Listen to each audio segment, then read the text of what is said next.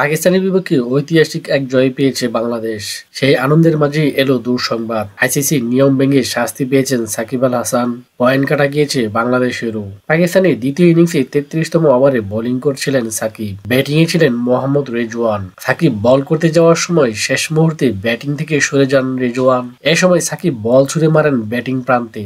রেজওয়ান সরে যাওয়ায় বল তার গায়ে লাগেনি। উইকেটের পেছনে লিটন দাসের গ্লাভসে জমা পড়ে। সাকিবের এমন আচরণ নিয়ে সমালোচিত হচ্ছিলেন। এর মধ্যে আইসিসি শাস্তিও শুনিয়ে দিলেন। আচরণবিধির ভঙ্গের দায়ে ম্যাচ ফি 10% জরিমানা করা হয়েছে তাকে। সেই সঙ্গে একটি ডিমেরিট পয়েন্টও যোগ করা হয়েছে তার সাথে। সাকিব নিজে দোষ স্বীকার করায় আনুষ্ঠানিক কোনো শুনানির প্রয়োজন হয়নি। এদিন আবার স্লো ওভার রেটে বাংলাদেশের দলকে শাস্তি দিয়েছে আইসিসি। নির্দিষ্ট সময়ে 3 ওভার পিছিয়ে ছিল বাংলাদেশ। তাতে আইসিসি টেস্টের চ্যাম্পিয়নশিপে 3 পয়েন্ট হারিয়েছে বাংলাদেশ। সেই সঙ্গে দলের প্রত্যেক সদস্যকে ম্যাচ ফি 15% জরিমানা গুনতে হয়েছে। একই অপরাধে শাস্তি পেয়েছে পাকিস্তান দলও। নির্দিষ্ট সময়ে 6 ওভার পিছিয়ে ছিল তারা। ফলে আইসিসি টেস্ট চ্যাম্পিয়নশিপে 6 পয়েন্ট হারিয়েছে তারা। সেই সঙ্গে দলের প্রত্যেক সদস্যকে ম্যাচ ফির 30% জরিমানা করা হয়েছে।